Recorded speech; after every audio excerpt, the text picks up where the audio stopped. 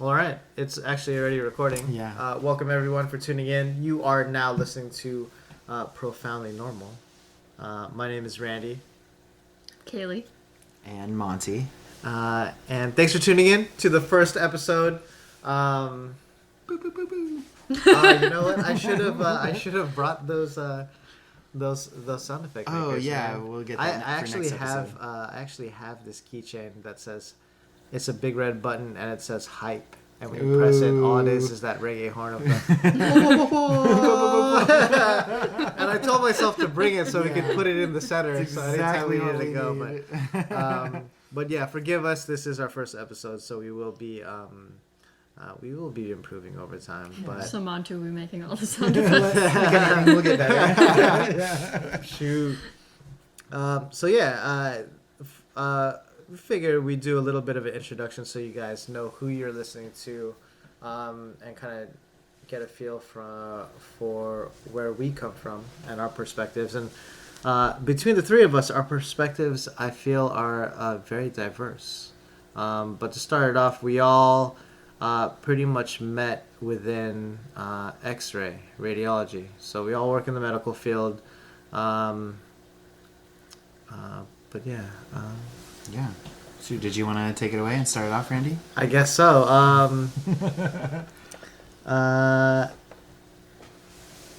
Or where to start? Where to start? There's too much history. Let's see. I've been doing X-ray since 2012, and that's where I met Monty because he was actually in that the X-ray class 1 year ahead of me. So this dude is already working over there, and then Kaylee came into the picture last year, right? Yep. Nice. And you came. So I grew up on Whidbey Island. So we're all from Seattle, Washington. I came from Whidbey.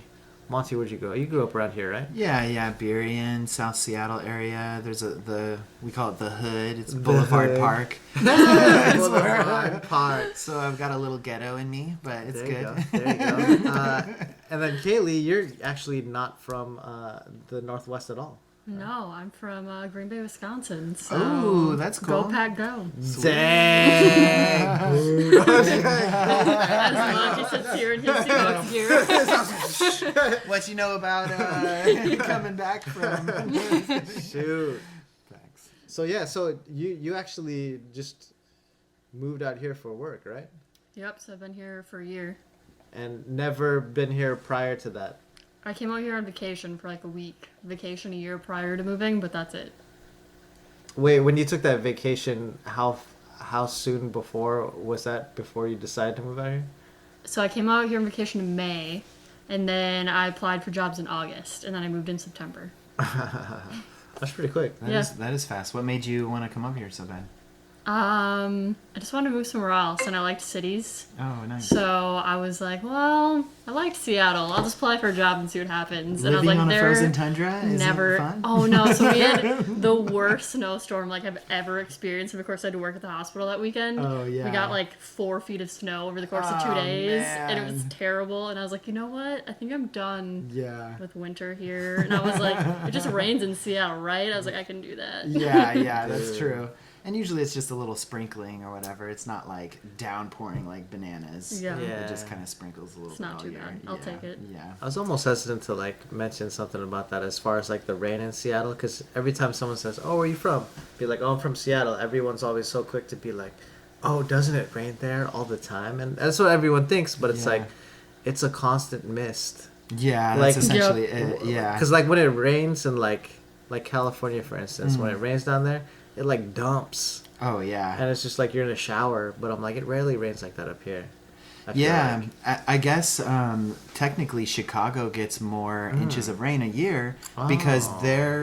their rain is like dumping sheets, and it's just like you can't even go outside. You're getting demolished by it, and then it's like a storm. And then here it's like you know, you're driving to work, little sprinkles on your windshield. Wee, wee, wee, Yeah. like we're always in Seattle. We're never on that strong windshield Oh, wiper. We're always no, on the no. like delay. Yeah, Just like we're like, you know, it's like a Dude. 5-second delay. Yeah. And you just keep it on. Oh, for It's real. true, because living in Wisconsin, I've had to pull off of the highway because I could not see because it was raining so hard. My wipers were on like full blast and it's so like white. Oh my. Yeah, and that's like goodness.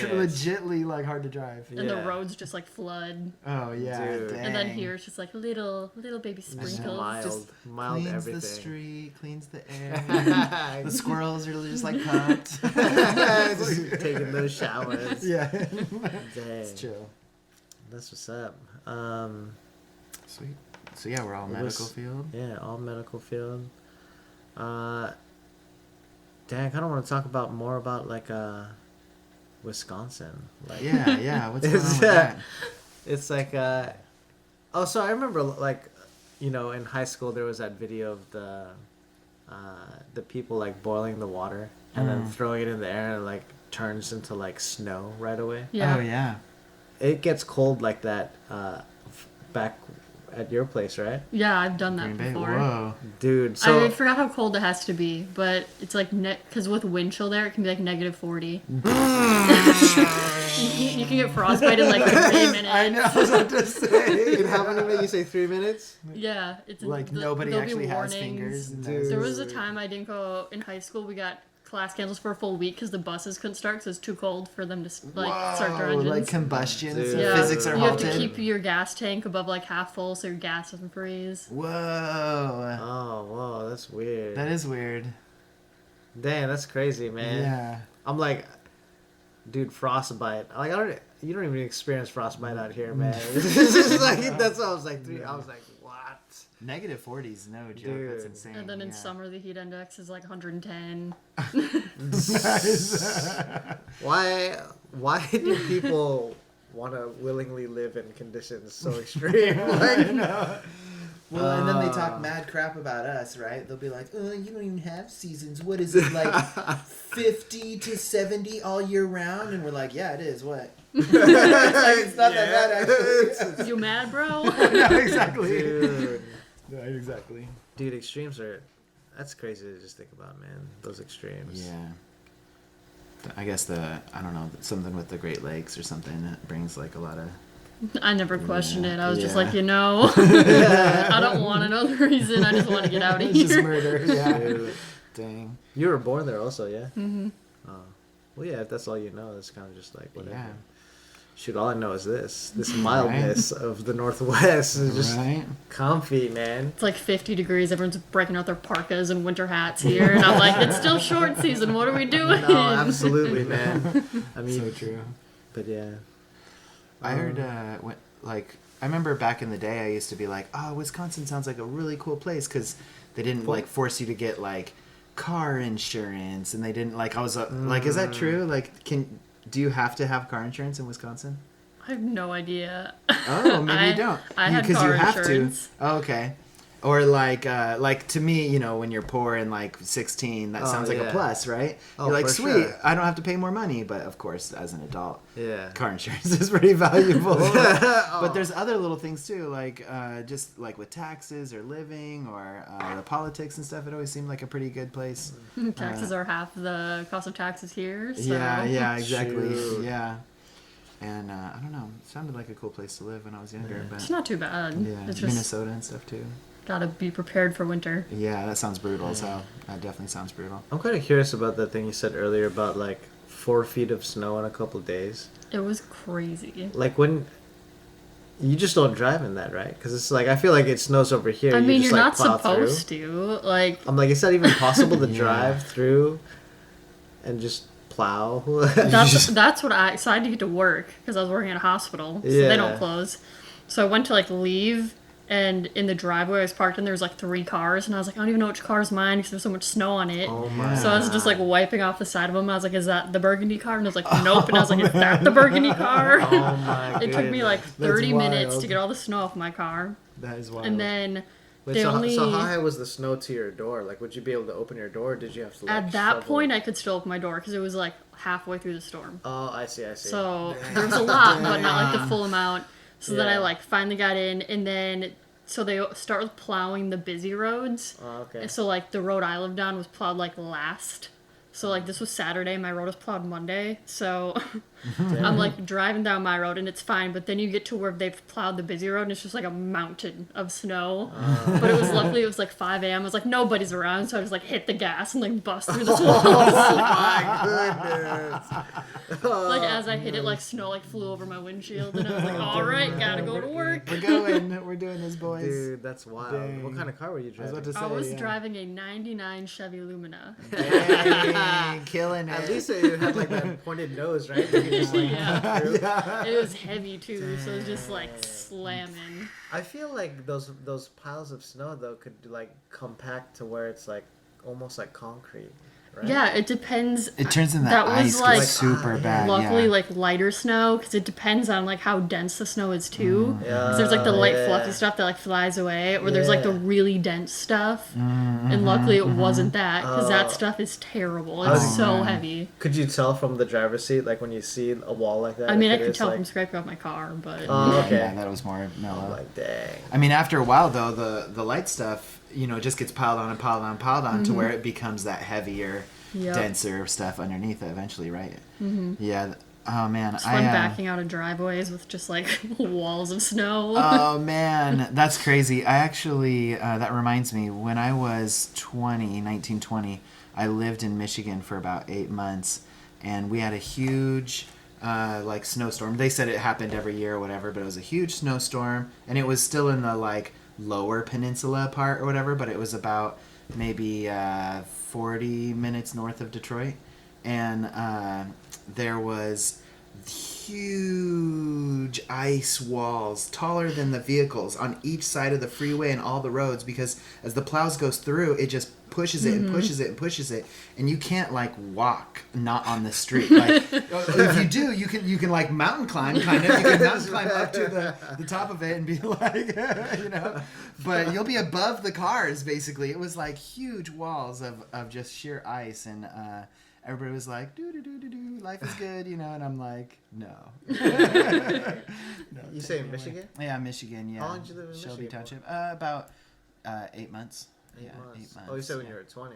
Yeah, when I was like 19, 20, it was about 8 months. Lived out there, Nice, man. and it was cool. It was not as close to your hood a little bit. Yeah, but- just over the pond, yeah, exactly. Yeah. over the Lake Michigan. Were you close to like the Upper Peninsula part of Michigan or anything? I'm Yeah, not I really wasn't sure too where Green- far. Okay. So like, if this is Wisconsin, yeah, the yeah. Green Bay is right here. Okay. And then the Upper Peninsula is like this area. Nice. She's showing her hand. Yes, because And- Wisconsin's a mitten.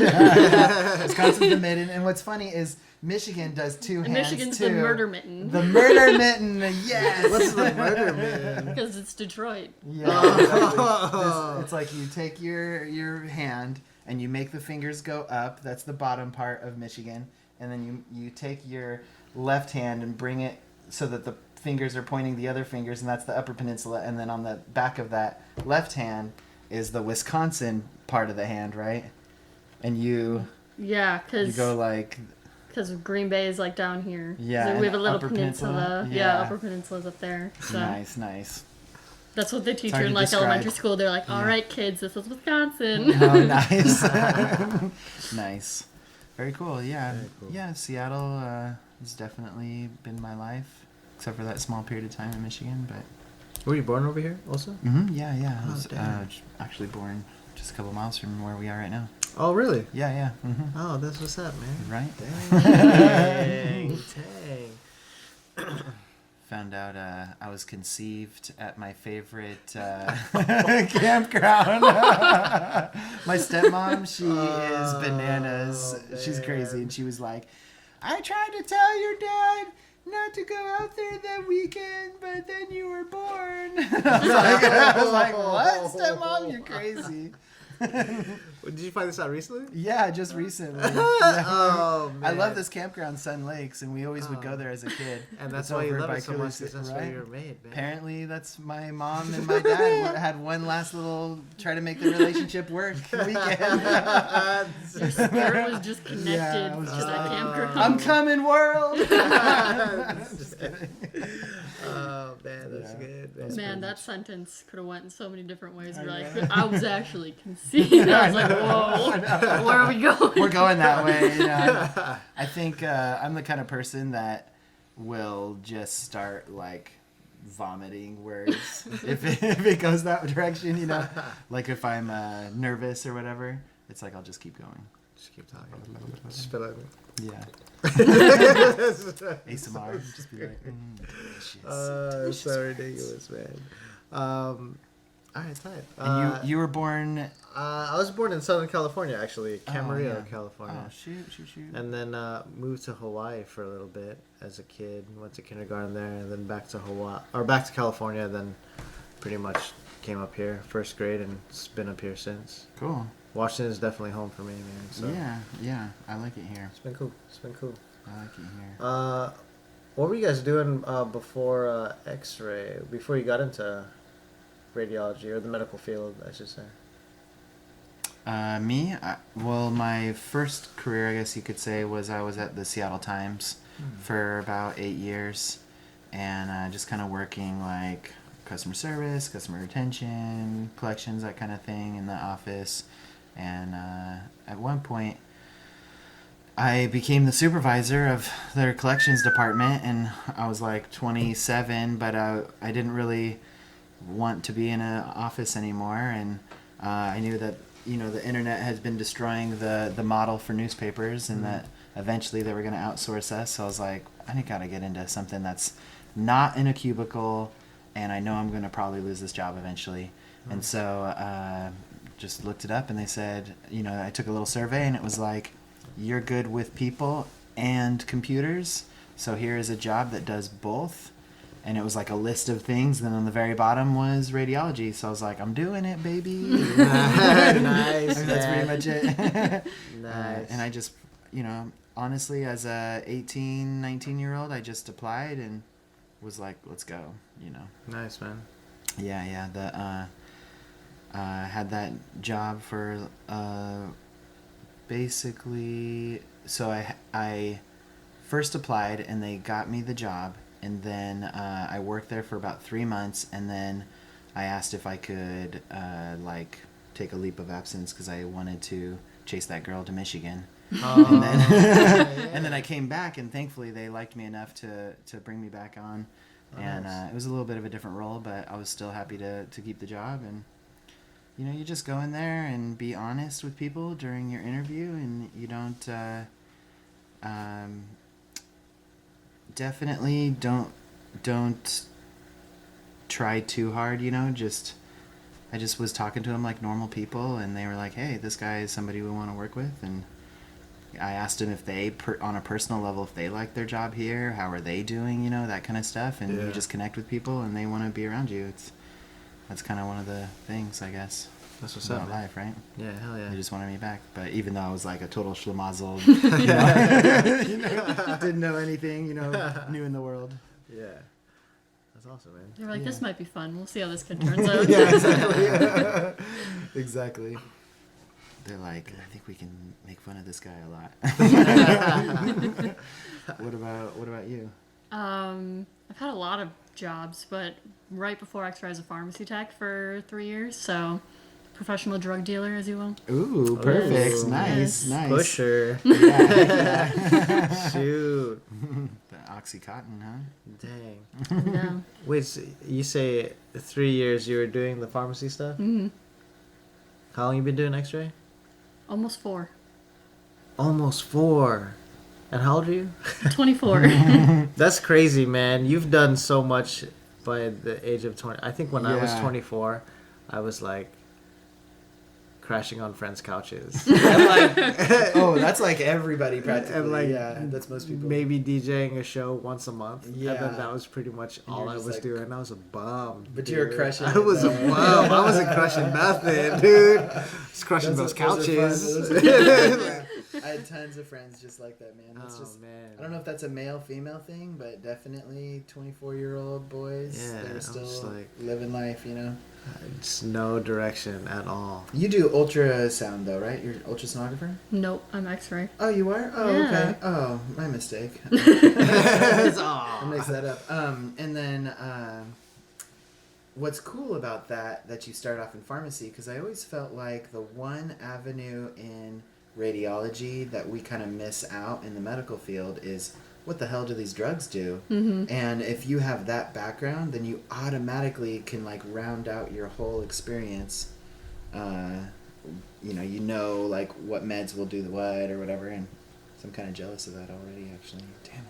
I mean, I didn't know anything going into my pharmacy tech job. I applied, and they're like, "Why do you want to work here?" I was like, "Seems like a good job." And they were like, "How do you know about it?" So I was like, "You're my pharmacy." And they were like, "All right." You're like, Kaylee? Oh. You're like, can I pick up too? By the way. I know. And then I started, and they were like, "Wait, are you 18?" I was like, "I'm just 18." They're like, "Cool, here's some Sudafed, go sell it." And I was like, "All right." Nice. Got him, boys. Nice. Got it. So, do you feel like you understand more of like the prescription and stuff, or is it mainly just sort of? I mean, I know pharmacy like level? the basic stuff from customers always being like, "What is this? What does it do?" And I was like, And then I'd always, Oh, always yeah. listen to what the pharmacist said. Yeah, true. Because true. they were super busy, so to ask them like every 5 minutes was probably annoying, but I did. So Better than give them bad info, you know. yeah, Nothing for wrong sure. with that. So I slowly like figured some of it out, but yeah. there's a lot of drugs out there. Yeah. So many drugs. My wife's a nurse, and it's super complicated, that aspect of it. And each drug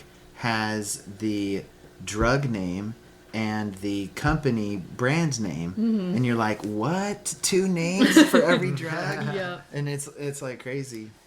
My favorite was when customers would come pick up their drugs and they'd be like, "Oh, what do I have?" And I would like look at the name, and sometimes I wouldn't know what it was. Oh, So I would just yeah. very confidently say it really fast, and they just stare at me. They're like, "What was that?" And I'm like, "I just like show them the paper," and I was like, "I didn't know how to say that one." Yeah, because it's like, I don't know what the brand name is or whatever for that. Yeah, Mm-hmm. totally. I'd be like, "It's this like 30-letter long word." I don't know what that is. Totally. Or like the way I say it is this. Man, before I was in X-ray, I was an MA for like a year, and checking patients into appointments, I'd always have to like run through medications, like update the medication list, and like older patients, they got just like a novel, just like 42 medications or whatever, and I hated trying to pronounce a lot of these medications because I'm like, I don't know man. what I'm actually saying. Right? Yeah, yeah. But I gotta sound confident. Right. But there, and I feel like a lot of those drug names, you have to read a specific way. Oh, like, yeah. Not where it's like how you normally read. Like you'd have to. I don't know how to explain it. But my brain was like trying to like figure out like how to say these names, and on the list it had melatonin. But I didn't read it as melatonin because I was so caught up in like trying to pronounce these names. So I said, "Are you still taking melatonin?" Right? Or something along those lines. And this guy immediately just like gets like super upset, and he goes, "You mean melatonin?" And I'm like, I looked back at at his chart, and I'm like, that's totally melatonin. I said, I'm like, you know what? All your meds look up to date. There was still like 6 more I needed to go through. I was like, whatever, man. I'm like, I'm embarrassed. I feel stupid. It would have been amazing if you like crushed every other like super Yeah, complicated yeah, name, really and then you hard did one. melatonin, and you just absolutely Melatonin. wreck it. Melatonin. It's like, oh my And goodness. then you just look at it and you're like, they do prescribe melatonin for angry assholes. So check. Looks like your prescription checks out, sir. It's like, oh, you're correcting what I'm saying? Yeah, you do need melatonin. Dang. Have you guys ever taken melatonin?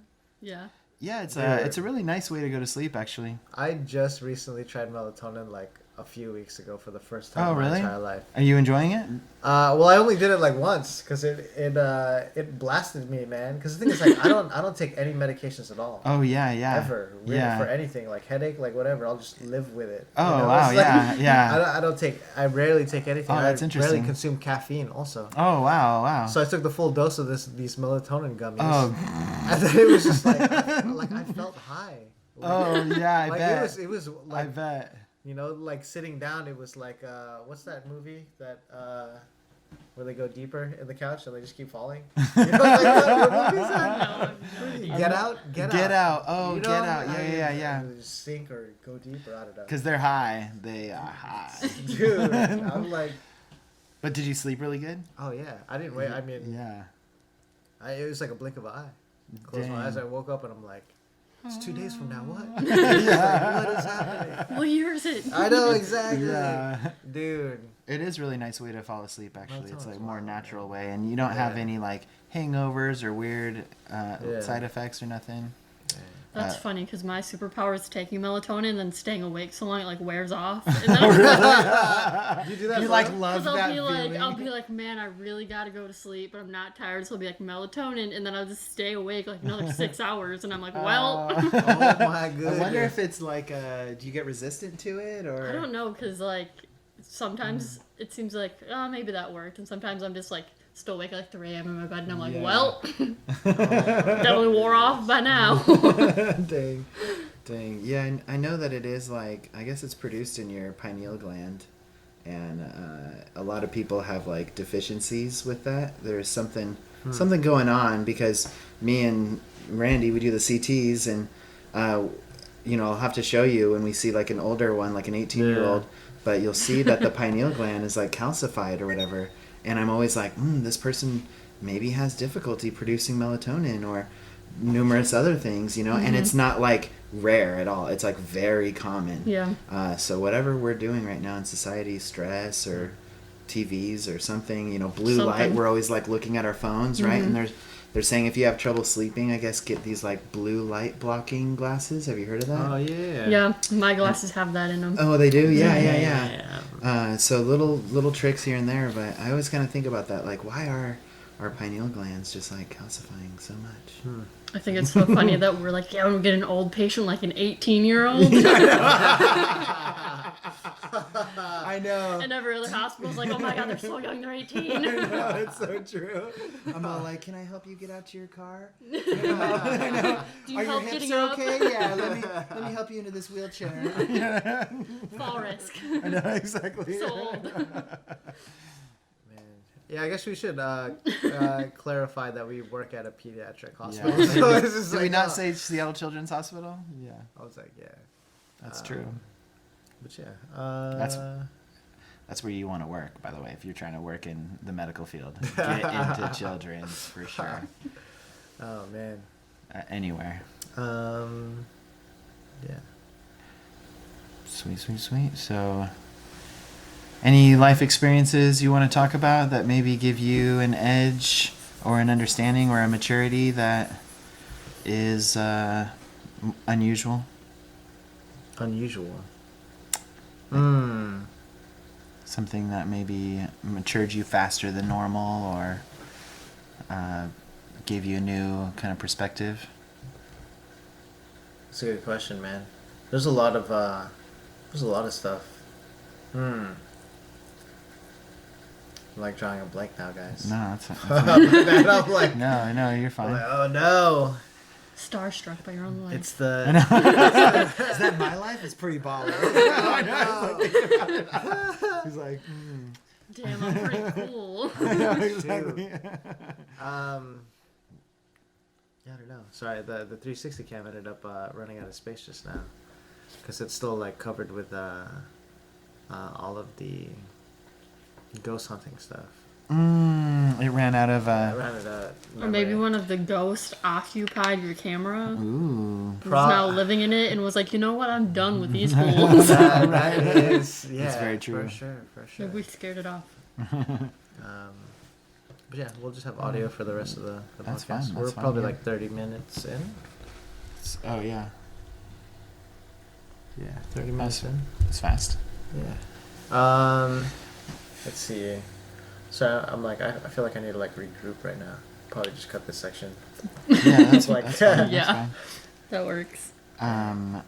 What about you? Anything traumatic or I mean, because Let's bring out the trauma. sometimes that stuff can really grow you fast, and it can give you a new perspective on life. And honestly, like, I think one problem, maybe not problem, but one thing that's going on is we're so comfortable as a society because we don't have to constantly work at surviving, that people can get on Twitter and they can be angry about every little tiny thing, and what they don't realize is that's such a luxury to be able to just be angry about tiny little things that are happening in other people's lives, not even their lives, that they can spend all day doing it.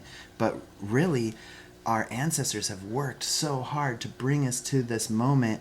Like, we no longer have to farm every day. We don't even have to like barely do our dishes or our laundry because we have machines doing it for us. So we have cars that take us to work. We have so much free time. Do we want to be spending that time being angry about every little tiny thing? No, we should be progressing ourselves individually and together and stuff. And it's such a luxury that we have that free time to be so like that's all I see. You know, you look online and you're like, man, these people are angry or nitpicking or trolling or doing all this stuff, and I'm just like, they're all spoiled basically. They all don't have to worry about surviving. They all have everything they could want. They're in a comfortable room. They've got electricity. They got food that they want, water when they want, everything they want. And instead, they utilize that time to be angry at the world. And it's like, it confuses me basically. And I think that those people tend to have it too good their whole life. They didn't have anything that brought their perspective back down to earth. And so sometimes I don't want trauma to happen to anybody, but it does happen. And when it does happen, there's so much learning you get from that, so much like mistakes that you made and failures that you made. And these things make you better and more appreciative of the comfort that we get every day, day in and day out. It's like, it sucks when relatives die or whatever. And sometimes these things happen and you go, man, I need to value what our ancestors have given us, really, how much hard work they've given us, not so I can be on Twitter and bitch about it, but so that I can like maybe make a better Twitter or something that improves people going forward, or they get better perspective. It would be wonderful if we could live in a world where other people's trauma could be learned by other people, and then people become grounded that way and they go, oh, I need to have that perspective. But so hard to get people to think that way. I was like, man, that'd be nice if it happened that way. That's a very interesting perspective, man. It's like, I don't know. I was thinking about that the other day. Like, it's weird. It's weird that we're in this place. We're so comfortable and we're so happy that they don't even notice it. You don't even notice that they're happy and comfortable. Instead, they burn that time being angry, and it almost doesn't make sense to me. But that's why, not every, like, being only successful can be bad to you too. You don't actually grow. You don't go past that point. You need to basically fail to learn how to get better. Yeah. Sometimes, if you have the right mentality. I mean, Randy, he succeeds his whole life, and then he realized what he had to do better. So some of us are gifted, but definitely there definitely needs to be that balance in the world and in your own life also with but the failing, man, like the thing is, like, that goes hand in hand with success. Like, you have to fail, and it's just like I was actually having this conversation with Tyler just because, like, for the listeners, like, I'm currently making the transition from X-ray into CT, and that's where Monty currently works, and it's just like, going into something that I know nothing about, and it's just like, having that struggle but embracing that struggle, and there was a mistake that I made this past week, and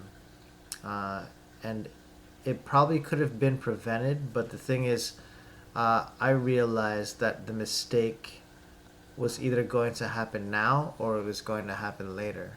And it's just like the only way to solidify that knowledge in my head is to Keep talking this way.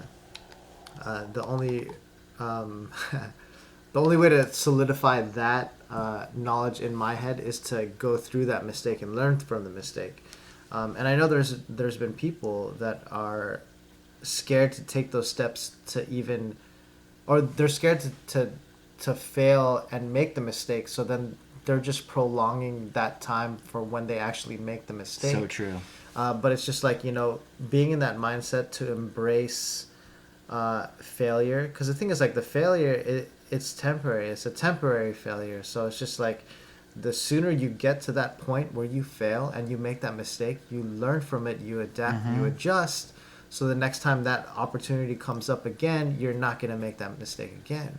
Totally. I mean, anytime you fail for the first time, you should never beat yourself up. It's when you fail for the third time on the same thing and you're still not making the adjustments, that's when you start beating yourself up because there's something that you need to change at that point. Yeah, you didn't learn. Exactly. And it's a lot of the things with I mean, I don't know what exact moment I learned or I got that mentality from, but I know a lot of I mean, hearing you guys joke about like, oh, like he knows all this stuff, and there's a lot of times where people will always comment on how do you know how to do so many things, or how do you know this, or you know everything.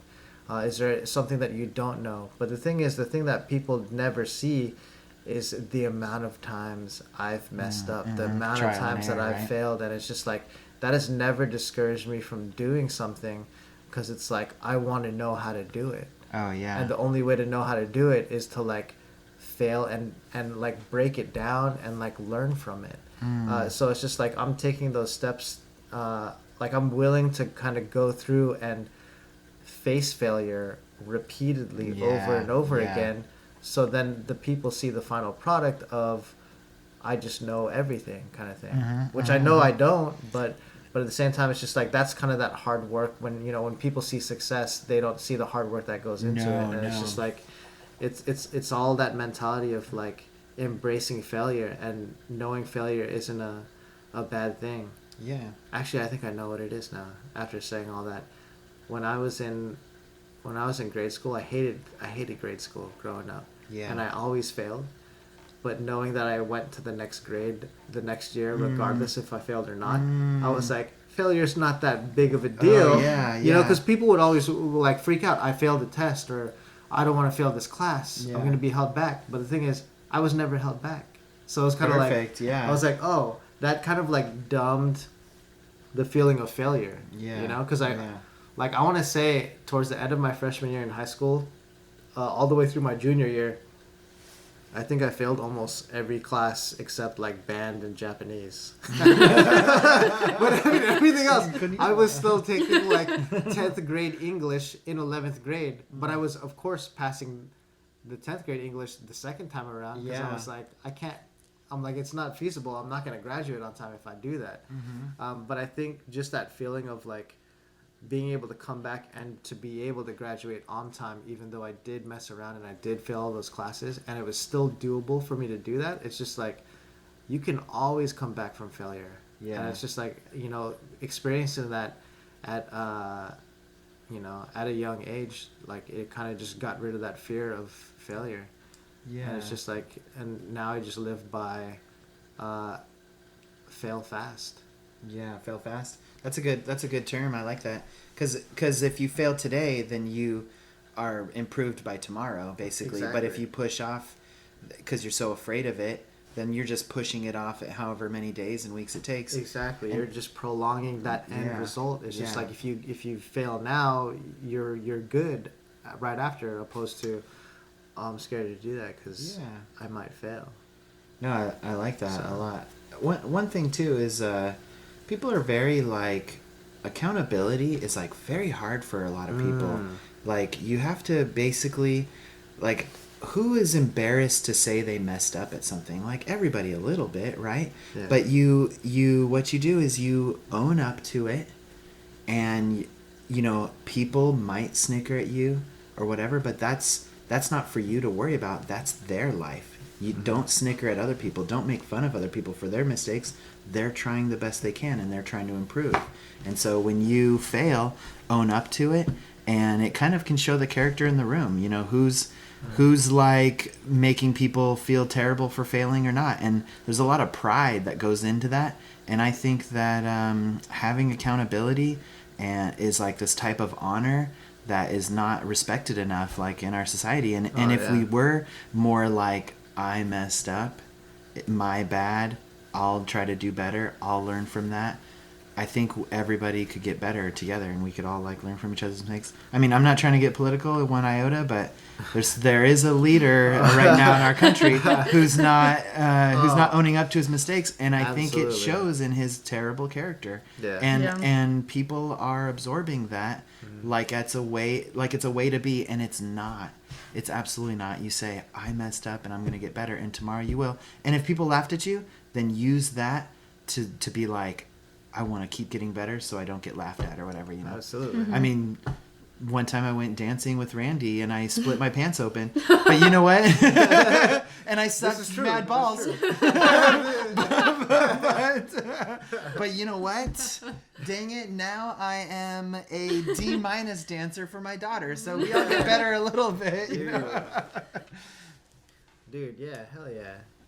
I'm gonna have to find that footage. I have that footage. Yeah. just like splice it into the podcast. Oh man, I'm gonna dig deep on that. But dude, you were all about it, man. And it's just like, you were going in, and that's why you ripped your pants, was because you were going in and doing it, and that. I knew I was gonna fail and suck, but no, man. I mean, the thing is, like, there's people that are scared to even just dance to begin with. Yeah. And it's just like, that's kind of a failure in itself. That's a failure where you don't learn from that failure. Yeah, that's that pushing off failure that you're talking about. That exactly. You want to fail fast. Yeah. Yeah. So it's like, nah, man. I thought it was good. So let me get out there and rip my pants, get this over with. I know. Boom. Right. Dang.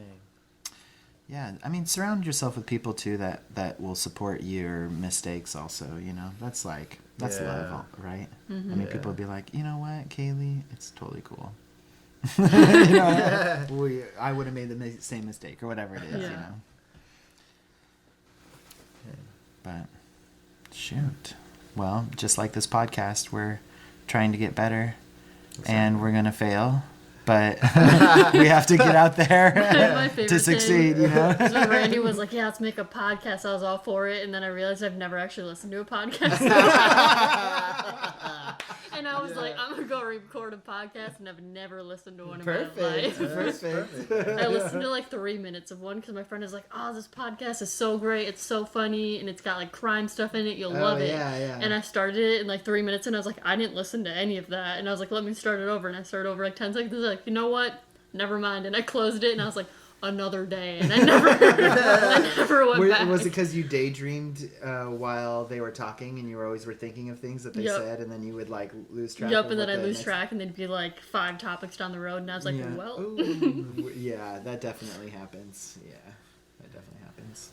That's cool. I mean, I feel like there's something nice that comes when you're not influenced by things that have already been done. So it's like, I wouldn't see that as like a disadvantage. Not saying that you're seeing that as a disadvantage, not listening to a podcast, but I think it's good. That's kind of like when I learned how to DJ. There was barely any internet. It was just dial up, right? I think we were barely getting to 56K, right? Yeah. Yeah. And there was no videos on the internet yet. Everything was text. I'm dating myself now. You're talking like 98? Yeah. So it's just like, right? So it's like there's like learning how to DJ online consisted of just text amongst like a colored background. Someone just typing out, you grab, trying to describe everything and trying to decipher that is just like, it didn't really work. I think all I had was one VHS tape of the Invisible Scratch Pickles dubbing over their voice with like a thick Filipino accent and like teaching you how to like scratch, and that's the only thing I had to teach me. Whoa. And growing up on on Whidbey Island, Oak Harbor, there was no clubs. Yeah. There were no other DJs really. There were like a couple DJs, but they didn't really like do anything. So Yeah. I was forced to just kind of like figure something out. Yeah. So by the time I got out of Oak Harbor and I started like meeting up with other people, you know, everyone else is kind of like, you know, everyone's practicing with everyone else. So everyone kind of has like this same sound. And all of a sudden when I start meeting up with these guys, they're like, Well, yeah, they're that's like, unique. whoa, that's weird. Like, Yeah. you're pretty good. We haven't heard anything like you. And it's just kind of just like realizing like, you know, starting, I felt like I was at a disadvantage thinking like, man, I don't have access to the things that everyone has access to. But wanting it bad enough to where I just kept doing it and then realizing, oh, that actually worked out to my advantage. That is 'Cause an now, advantage, I don't sound like everyone else. Yeah. But that being said, that was like a lifetime ago. I'm like pretty old now, and like there's so much on the internet, and now I'm influenced by everything around me, and I just sound like everyone else now. So I was like, damn. They all caught up to you. They were I like, know, I was like, they took "Aw." notes and they were like, sounds really good. And then they went home and like practiced Got it. it. I was like, shoot. Dang it. But no, I think that just comes from like not putting in the hours, man.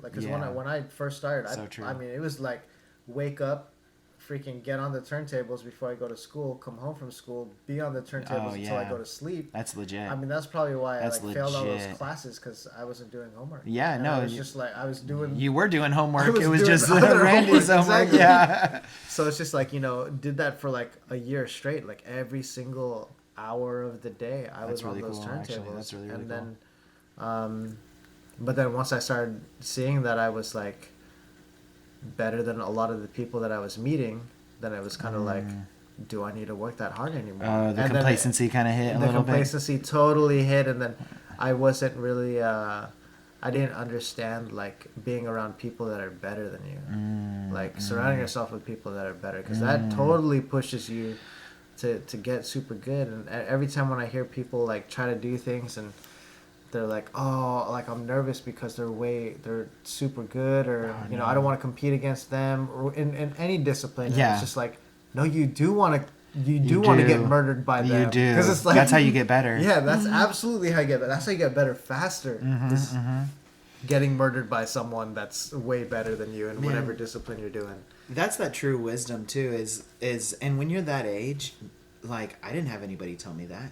Oh, That would have been nice to hear, Oh, but yeah. it was wisdom I acquired in my 30s. You know, Exactly. way after the fact. But it'd be nice, yeah, if you were like 16, 18, and somebody was like, "Nah, you need to hit the streets and find the most hardcore DJ, and then chill with them." Yeah. That's that true wisdom. But Yeah. you know, sadly, nobody told us, right? Oh, for sure, man. For sure. Yeah. It's like hindsight, man. Like, I know.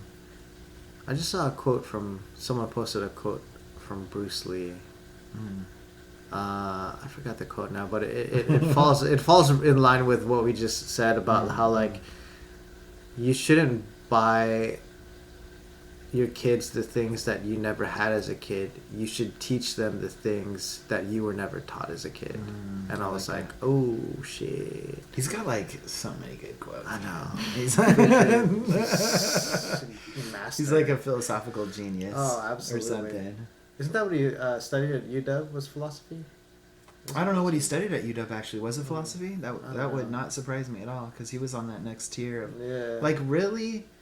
I mean, he was probably on his way. If there's such a thing as enlightenment, I feel like he was on his way. You know, Yeah. he had Yeah. like the body control, the mind control, Yeah. the spirit control. Like he was just, and he seemed like a good guy. I mean, Yeah. I don't know all of his details, but he seemed Yeah, like me a neither. good dude. Bruce. Dang it. Well, on that note, Peace we out. Peace we out. will, Peace we and will blessings. try to do much better. Hopefully, it was interesting. This is just a quick little intro. Yeah. Thanks Podcast. thanks for tuning in to this first episode.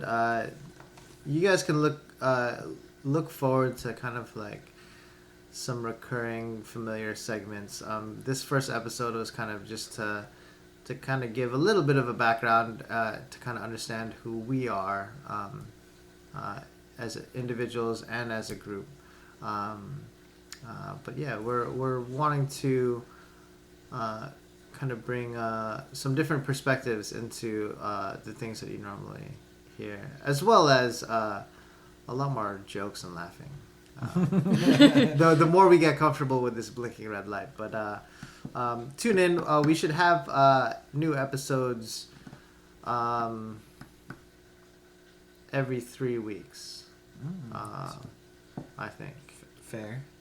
Unless you want to, you guys No, want no. Let's keep it manageable. right? Yeah. You know, just Yeah, it's a new episode every 3 weeks. So you can look forward to another episode in 3 weeks. Perfect. Well, Thanks for listening to the. profoundly normal. What's our name? Profoundly normal. The profoundly normal. It's a work in progress. Excellent. Thanks for listening. Happy Halloween. Go vote. See you just before Thanksgiving. There we go.